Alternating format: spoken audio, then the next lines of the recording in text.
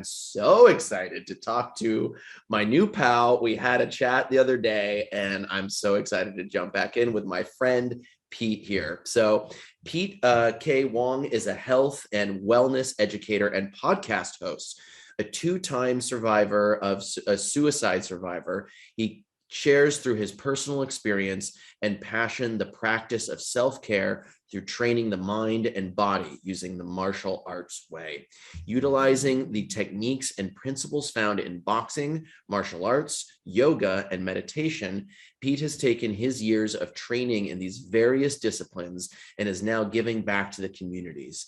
You can also listen in on his topics about mental health and wellness, and with his guests on the Pete Wong podcast. So please welcome Pete. How you doing? It's good to see you, friend. Hey, we here? Hey, there we go. Good to hear you. Good to see you. Hunter. Oh my God. Hi, Pete. So thank you so much for making the time. Good morning. I think you're in, it's a little earlier for you where you are. So thank you for jumping in with us today. And I'm so glad you're here to discuss mindfulness in the workplace. And before we jump into the questions, can you first tell me a little bit about your own journey with mindfulness and how you think the corporate world can benefit from practices like mindfulness? Yeah, for sure. I should say hi to everybody too. I just said hi to Hunter. Hi, everybody out there. Pleasure to be here. This is awesome. So my story, I think I like to begin, was about 7, 8 years ago when I was in Los Angeles. I grew up in Minnesota. This is where I'm at right now, back in Minnesota. But when I moved out to LA, I was feeling just lost and confused and just wasn't sure what had happened to me. Like I had some really cool experiences in life, but I always felt something was missing. And what I realized was that, I'm not unlike a lot of people where, in my 30s or whatever age you are, you realize that you're living life kind of in fear, kind of like you're doing things because of something you saw or because of something you heard or something someone told you, but not because of what you want to do. And so what I realized is that, and I didn't know at the time, was that I wasn't loving myself. And I didn't know that that was something I didn't know that was something. So what happened was when I was out in LA, I started training at a martial art meetup of all places. And I met my mentor, my best friend, my martial art instructor. His name's Orpheus Black. And he started teaching me boxing, mixed martial arts. And then from that point on, I just dove deeper into the practice of self-care, self-love. And I'll share a little bit more specific about how the martial arts and mind-body practice ties in with the mindfulness. But that was the beginning of it. And through the training, through the daily changing my lifestyle, I dove deeper into yoga, different forms of meditation, and other forms of mind body, other forms of fitness, and spirituality as well. So, but it's really just me realizing that I could choose to live life the way that I felt it in here. And it's something that as a little kid, I think I was told, but I didn't have the tools and the process for. So that's it in a nutshell. Thank you for that. Thank you for sharing that, Pete. And I have a lot of identification with what you're saying. My birthday's in a couple weeks. I'm 40 is just around the bend, and it's coming up. And so at my mid 30s, really, I realized how much of my life I had been ruled by fear, and I completely identify with that. It's shifting towards this self-love, as we talked a little bit about yesterday, in order so that we can help other people, right? Because we're not able to help anybody else if we're not helping ourselves first. And it can sound selfish. And I think I'd like to talk about that too. Like, what's the difference between like you know, this self-care, because people are like, oh, you're being selfish. Like, no, no, no. I actually, if I don't practice self-care, I can't be nice. I can't help you at all, you know? You know, it's funny that you brought up the selfish thing. My buddy Henry, um, uh, he used to say, "What's wrong with being selfish?" Hmm. You know, and when it comes to self care, when it comes to like the way I look at it is, if you're taking care of yourself, but at the heart of it, you care about others. Mm. There's nothing wrong with that, and in fact, that should be priority. That should be top. You know, the thing that we should be encouraging everybody is to be taking care of yourself. You know, it's like I look around and I see the people who get. I was doing a talk with the middle schoolers, and I was talking about when people get angry, what do you see? What do you notice? And it's like lots of times I think it's because people don't have a process for how to handle those emotions, those feelings, how they feel in their body, you know, because maybe their default programming is something that they saw their parents or something that they saw in the streets, and that is intense and that is, you know, vulgar. So, but to do a practice like that we're talking about in this space today, that requires discipline. That requires me taking a pause in life and going, maybe I can just breathe. And so I think when it comes to taking care of yourself, there's nothing wrong with being selfish, not at all. Mm. Yeah. So, you know, you mentioned there, people not having the tools, right? And it's this learned behavior, whether it's conscious or unconscious, and uh, it can be aggressive, it can be vulgar, it can be all these things. So if we're shifting out of that, you know, maybe you could talk about the what are some of the tools and the importance of mind and body practices, like you practice martial arts and you teach it, and yoga and meditation. How can these practices help with regulating stress in the workplace? You know, I don't know that everyone's going to get a black belt and then go to sit at their computer, right? So, like, what are the other things? Also, sorry, but I have to flag that your mentor's name is Orpheus Black is like a superhero name. Like, when you saw that name, were you just like, that's my guy? Sorry to kind of derail a little bit there, but that's just incredible. Yeah, he's an incredible person, and you know, he's only a couple years older than me, Uh, but just when you meet him, he illuminates the space, mm, and I, you know, I think another thing is being an adult male, having a relationship with an adult male where we can be vulnerable with each other, where we can talk about our feelings, our thoughts. At the same time, we can also train and, you know, like we say, like some people say, beat the crap out of each other. You know, so okay, going back to your question.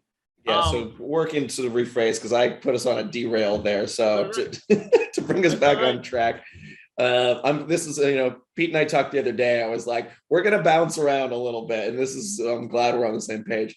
So yeah, back in, like, how do we take these things, yoga, meditation, martial arts, how does it help in the workplace? What are tools and how does it translate over?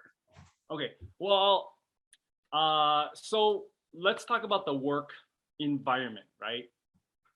The work environment comes with it certain characteristics that you can't avoid, but you can always adjust. So, for example, stress, right? Like for us to say, "Oh, I don't get stressed," you're kind of denying something that's real, right? And you know, when I was younger, I used to be like, yeah, I'm gonna avoid stress. But as I get older, I realize that stress is there. It's how we handle it. So that's one thing. So stress, communication with other people, other colleagues. Now, if you are in a work environment where it's just you, but you still have clients, right? we're we're we're we're we're human beings. We communicate with each other.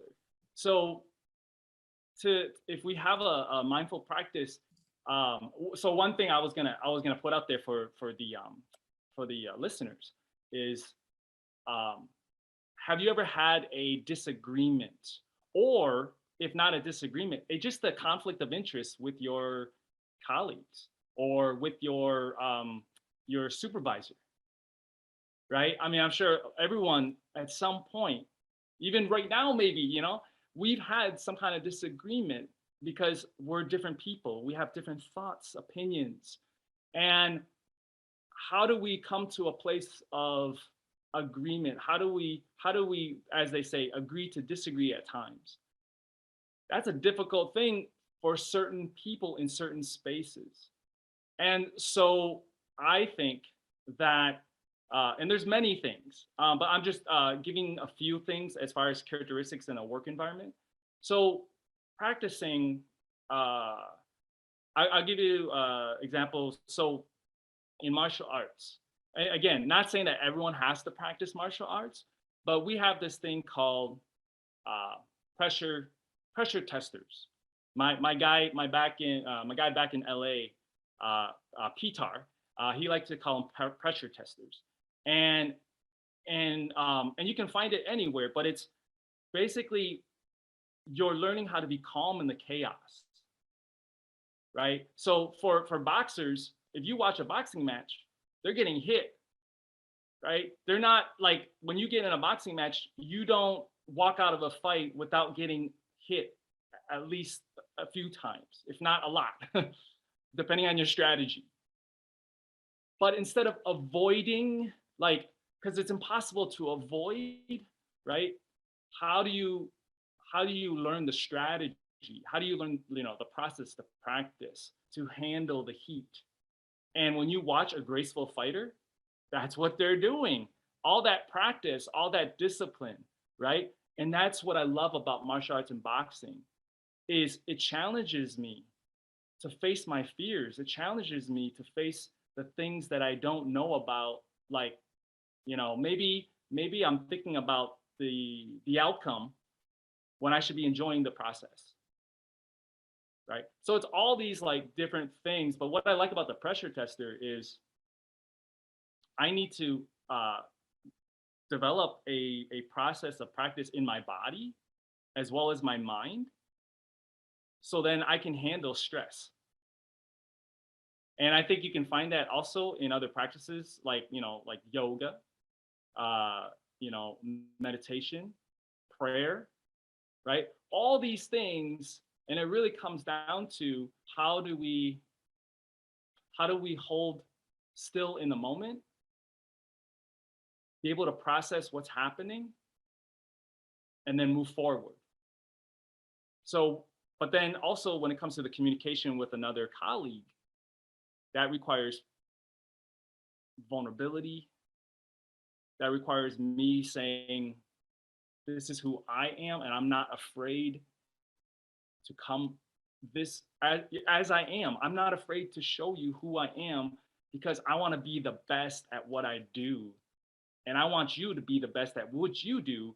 But if we're like, trying to hop here, what, like walking on eggshells, that's horrible. I was thinking about toxic environments at work, and I used to work for somebody in the film industry, and I didn't think about this because I was younger, but it was borderline, like it was abuse, and the way that that my manager, my boss, uh, treated people, the way he spoke to people, uh, the way that the words that he chose to speak about me. Uh, I didn't have this process back then, so I didn't stand up for myself. But I think the other thing about these practices, it builds confidence for you to believe in yourself, that I can walk forward and say, you know what, I don't accept this, even at the stake of losing everything. I believe that our integrity is more important. I do. I mean, I'm saying that right here. um, and maybe for other people that's difficult to say, but I just feel like nobody deserves to be talked down. Nobody deserves to be talked, like feeling like a piece of dirt. Who wants to work in that environment? And how are you going to thrive? How are you going to be successful? How are you going to make the company successful if you're feeling like crap? So, Yeah, absolutely. I mean, to tie it back to, there's so much in there, and to tie it to what we were saying earlier about self-care, like standing up for ourselves is a form of self-care. And I think what I'm really interested in is in what we're talking about here is learning the tools how to do it where we can hopefully do it in a respectful way. Like you were saying, the idea of walking on eggshells, right? There's different phrases for this and different practices. Some use the image of a ocean or a mountain or a tree, or there's different things, but one that stands out for me right now is the mountain. When the storm comes, the mountain is still the mountain, right? When the sun is out, the mountain is still the mountain. And it's about, but we need to know what our mountain is, right? We need to know what our levels of our integrity are and what our boundaries are. And I think it's interesting to hear about, and for me a little bit to experience my own through practices. For me, it's meditation, yoga. I mentioned you the other day, I'm super interested in martial arts, have not done since I was like, a kid in a yellow belt, like breaking a piece of wood or whatever. But so it's like learning about these what our integrity is, right? And what is our core values. And you said earlier about being with your teacher, this safe space where you can be vulnerable and learn these things about yourself. So can you talk about what this radical vulnerability is and what that can look like in a workplace environment? I'm laughing because yesterday when Hunter and I met each other for the first time, he had brought up this radical vulnerability, and I told him the story. So, first of all, radical vulnerability is not my word, just so everyone knows. I was doing it might have been my first podcast ever that someone invited me on. But my guys, Abby and Michael, started like coining the term radical vulnerability. And so, but for me now, it's been a couple of years, with this term, with this word. It just means to me just showing up as your authentic self, as much as you're allowing yourself to show up as. And that means like, so like in the work environment, lots of times there's forms of hierarchy, or there's certain roles or positions. Well, radical vulnerability, I want to still be myself, because I believe that my best self is my authentic self. Now, if others believe in something else, that's totally cool. But I feel like, based on my practice with mind body, I am the super, like I'm super calm. My body is super calm, and I do the best when I'm super calm. I can be focused. I can be laser focused. I can listen. I can pay attention to different aspects. I can read the room. So when it comes to that radical vulnerability, I think of like supervisors or people that are in leadership positions, and how lots of times sometimes employees look at them a certain way. I've been working environments where there's like, oh, don't talk to them, they're us, right? And I've also been in spaces where the boss is like, I wish somebody would talk to me. And why aren't we communicating? Is it the name? Is it the role that's blocking this wonderful like human connection that we could have? Now, again, it depends on the environment, depends on the space, because some people want it that way. And I'm just saying, for me, at some point, I made the choice, what you're saying, like boundaries, standards. You know, the place that I'm employed right now, when I got the interview, I straight up just said, I need to know if this is a place where I can be myself. You know, is it okay if I ask questions? Is it okay if, if we can have conversations about failure, conversations about making mistakes, conversations about me not knowing what to do, especially I'm the new person coming in. Can I ask you a lot of questions? Are you gonna make me feel ashamed for asking questions? And again, I've been in those environments where it's toxic. And so I'm looking at the time. So I'm like, okay, I'm gonna tell the quick story. For a while, when the pandemic started opening up, I was working at Whole Foods. And one night, my team director said, I'm gonna teach you how to make peanut butter tonight. I said, okay, all right, peanut butter. I love peanut butter. And he gathered all the things, but I started noticing the vulnerability that he was showcasing to me without me like saying anything or noticing. It's like that's who he chooses to be.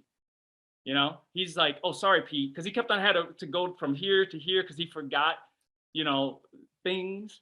And then when he grabbed the bag of nuts and was pouring it into the machine, I forgot the name of the machine. He like said, he was like showing me how to open it, and then a bunch of nuts like spilled everywhere. And then he was like, yeah, that's the way not to do it. But, and it's like, I love that. You're human. It's okay to make peanuts fall everywhere. It's okay to, for the bag to rip. In life, we try to control things so much. We're so afraid of things having to be a certain way that there's so many things that are out of our control. What about the way that person packaged it, wherever they packaged it? They did the thing, right? They sealed it differently. Am I gonna go blame that person in that other place? Like, oh, it's your fault, right? It does no good. Am I gonna blame my supervisor? Oh, it's your fault. I mean, I wouldn't do that, but But what was beautiful was he was like, yeah, Pete, I haven't done this in so long. I'm sorry. And inside my head, I'm like, he really doesn't have to say sorry, but that's okay because I'm allowing him to be his authentic self. I'm allowing him to be the best self. Like I loved it how much he surrendered, how much he trusted in me to not make him feel shameful.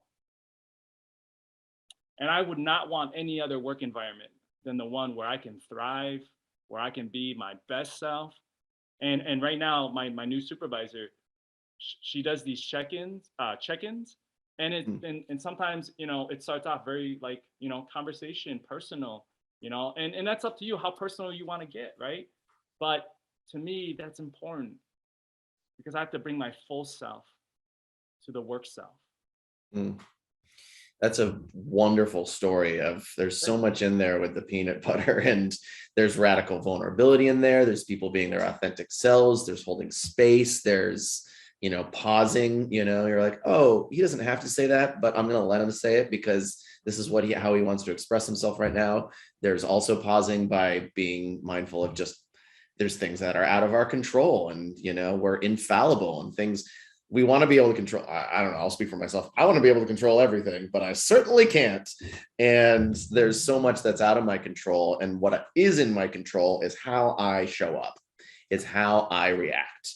It's how I help other people. It's how I help myself. These are the things I can control, but other like people, places, and things, they're just completely out of my control. And it's about learning how the things that are in my control and things that are not in my control, right? And I love too that you brought up there at the end is how much do you want to bring is, an active choice. And I'd love to, we only have 5 minutes left, but I'd love to touch on some of the things that are coming up in the chat because we have some really beautiful comments coming up. Yeah. Dr. Angela Pearson wanted to share with you that They said it's so refreshing to hear you discuss your process of self-discovery, Pete. So thank you for sharing that, Doctor. And Hannah asks a question that I think is right on track with what we're talking about. Hannah says, I'm curious about being vulnerable while also balancing the nuances of safety. A lot of people don't speak up for fear of making things worse. It's very dependent on the situation, but is there a framework you use for when you should and shouldn't speak up? Wow. Thank you. Is it Hannah, right? Hannah, yeah. Well, okay. I'm not a I'm not a professional of this. I only speak of my practice, and it. My mentor used to say, "What kind of life do you want to live?" And at some point, I already kind of touched on it, but it's like, if I can manifest the life that I want to live, if I truly can do that, if I truly believe in that, then shouldn't I be able to manifest the relationships that I want to have too? Right? So when it comes to safety, I think it's all about how you frame it, how you communicate it, right? Because you can't change people, right? So going back to, like, the producer I worked for, it's like he had a certain way that he wanted to run the ship. I was the intern coming in who had very little, you know, experience or, say. Although he did listen to me quite a bit, when it was just him and me, right? I built a relationship with him. I built a friendship with him. It still didn't change how he treated me on set, but I knew not to take what he was saying personally because of the communication that he and I had. So in any space that you're in, you got to have those conversations with those people that are going to be doing the work with you. From that point on, it's up to you to decide, is this worth my health? Is this worth my sanity? Is this worth my life? Because as I was listening to a podcast yesterday, we spend most of our time at work, right? Whatever kind of work you do, like, we're spending a lot of time there. So don't we want to be feeling pretty good about things?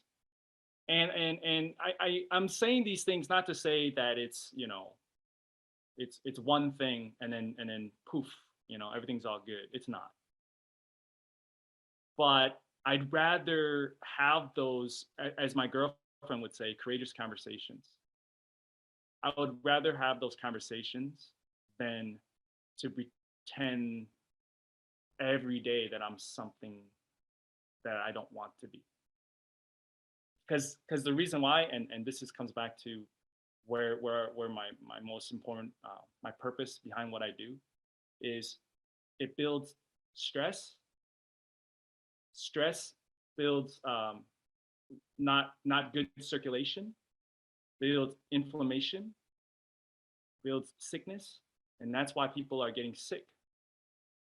So the more you can release, the more you can feel free in your day-to-day doings, and build healthy relationships, be in healthy, not toxic environments, spaces, the better you're going to thrive, period. Well, that's beautiful. And thank you, Pete. Unfortunately, that's the end of our 30 minutes. I could talk to you all day. I hope to. Come on, Butterfly. I thought this was going to be, a 6-hour thing. No, okay, all right. Welcome to the summit with just Pete Wong today. No, so Pete, how can folks stay connected to you? What's the best way to reach out? Yeah, find me on Instagram, Pete K Wong. Facebook's fine too, and then LinkedIn, Pete K Wong. Find me. Okay, please do find him. Thank you so much for making the time, Pete. Thank you for bringing your full self to this. I really appreciate you. Bye, Hunter. I'm going to miss you. I miss you already, Pete. All right. All right. We'll connect. All right. Bye, everyone. Have a great rest of your day. Enjoy the rest of the workshops. Great. Thanks, Pete.